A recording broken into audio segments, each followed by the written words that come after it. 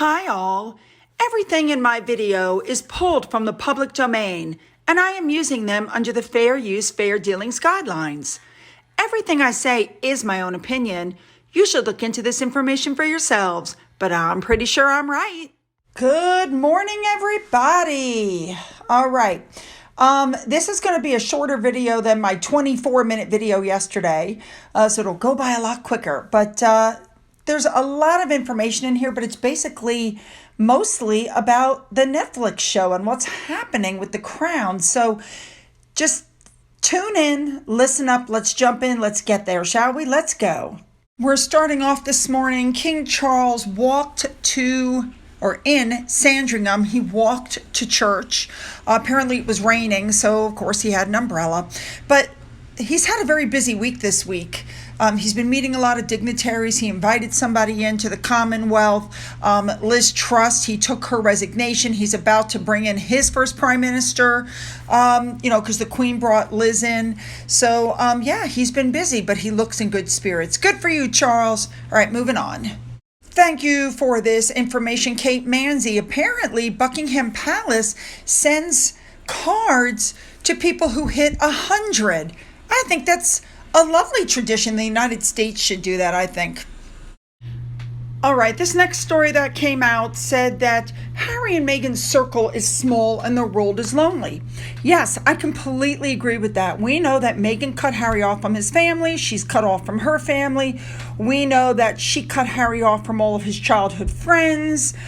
She doesn't keep friends. She uses people and discards. I have no doubt that he is very lonely. She's probably used to it. All right, one of the big things that everybody talks about when it comes to Meghan Markle is the fact that she literally is out of touch because she wants people to relate to her problems, but most of us aren't multimillionaires who have to worry about which chauffeured limousine car is picking us up. She's completely out of touch. So she's now trying to get rid of that portrayal. Thing is, she told some more porcupines in doing that. She spoke about how she was sort of broke. She really wasn't broke because her dad was paying all of her bills before Trevor paid her bills. She said, I had a car that would barely run. Remember, she told the story about how the doors didn't open and she had to climb in through the trunk. And of course, pictures have shown up of her with the door open. And her father and sister have said that that's absolutely not true. And she said, I had to take jobs that weren't really, they didn't represent what I was or who I wanted to be, but it paid the bills. So she's trying to backpedal because, a lot of us can relate to that. And the point behind this, people, is that she wants to remind you that she started at the bottom and she had to put in the work to get where she is today. Actually, all she had were some bit parts, a couple of the parts her dad got for her. And where she is today, she got because first she married a white gentleman, Trevor, who she then dumped, and then she married Prince Harry. That's where, how she got where she is today. Let's not forget that. All right, moving on. Now, let's not forget that Meghan wants you to equate her to Diana. We know that what she did with the clothing, we've all seen it. And the poses, we've all seen it.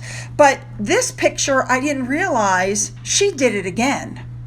Yep, check out the jewelry. I tell you. Now, we all know in this article, this Variety article, she's trying to rebrand herself. Well, Angela Levin was on the news, and she had something to say about that, which I thought was spot on. So listen to this.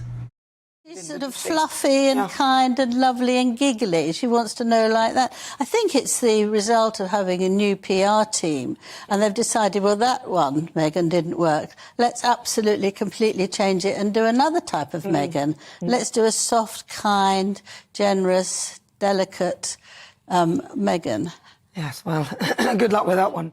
Now, we all know that Meghan lies, and now Harry is following Meghan and just talking about things, his own truth. He's not telling the truth. Because let's not forget that Angela Levin interviewed him for a book in 2017. Listen to this. He said that he didn't know he had never heard about being looked after mentally before Meghan came along, and she really helped him. Well, it's absolutely wrong, because when I interviewed him for my biography of him in 2017, we talked a great deal about mental health. And right at the end, he started going out with Meghan. I said to him, does Meghan know anything about it? Has she encouraged you or helped you? He said, absolutely not. She's not involved at all. Well, this is a conversation that you actually had with him. I actually had with him. So this is first-hand. It is first-hand. So I'm not surprised in the least that he has started doing what Meghan does and just lies to fit a narrative. And the thing is, the internet is forever, people. We know it's a lie. And then she had just a little bit more to say. Listen to this. In 2013, before Meghan came along, William, his brother, was trying very hard to get him to go and see someone. He also had this charity where they were working on mental health. I don't believe the word that he was being to be looked after, or he could see a therapist, wasn't included in it. It is ridiculous now, the way that the two of them don't really seem to mind whether it's wrong or whether it's untrue. It's their truth. And of course, with the lawsuits that they filed where Harry said he offered to pay and he didn't, and, where he said he had nothing to do with Find Him Freedom, and they did. Harry's just as untrustworthy as Meghan is, in my opinion. Now, I've shown you this woman before, Nana Akua. I love her because she says everything straight out. She doesn't mince words. If you're caught in a lie, she'll tell you about that lie. You know what I'm saying? So she was on the news and she had a few comments to make. So listen to this. Oh, God. She's still banging on in her Archetypes podcast. Duchess revealed that there were different beauty stations to prepare for the game show, including a section where you can add padding in your bra. Yet Clara claimed there were no bra stations. There was no bra station. In a recent interview with Variety, Meghan said this of her late Majesty. And once again, this is out of that same Vanity article. She said, what's so beautiful is to look at the legacy she left on so many fronts. In terms of female leadership, she's the most shining example of what that looks like. And I feel deep gratitude to have been able to spend time with her and to get to know her. Interesting. Even though, according to Vanity Fair's royal correspondent Katie Nicholl, both Meghan and Harry declined the Queen's last invitation. And those are the kind of statements that make you scratch your head and go, huh? Because let's not forget, she tried to rip down 70 years of the Queen's work, didn't she? All right. Then Miss Akua had something else to say. Oh, okay. So we should just forget that you trashed the family on Oprah by putting it out there that someone in the royal family was a racist. And let's not forget the hate that was spewed at the Queen and Prince Philip after the original Oprah interview. So much so, Gayle King had to go on TV and say something about it not being either one of them. Now, she then said that she had reflected on the first official engagement she had with her and how special that felt, and she felt fortunate, and I'm proud to have had a nice warmth with the matriarch of the family. Would that be the same matriarch that said she was happy that Meghan wasn't coming to Philip's funeral? I don't see any warmth. And then Miss Akua went on to say this. She said that the public has misconceptions about her, adding, I think that what happens looking in from the outside when there is this much noise is that you become dehumanized. So the new PR push is going. I don't think it's working, but they're trying. But it's like, really? You can't undo the lies. If you continue to lie to try to make people like you, they're just going to dig up more stuff. All right, let's move on. All right, here we go. People are mad at Netflix. They're mad at The Crown because The Crown is filming the funeral scene from Diana. You can see the green screen there. They're filming on a Air Force base, if I understand correctly. People are horrified and they're asking why Harry isn't doing something, why he's allowing this show to monetize his mother's death. What's happening? I mean, here's the pictures where they're supposedly being chased. You see that? You see the truck behind the Mercedes with the camera mounted on it? I mean, come on. There is a lot of backlash because it's just disgusting. This woman's been dead for 25 years.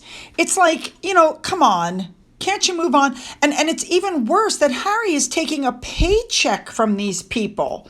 He's taking money from the same people that are monetizing and making a profit off of his mother's death.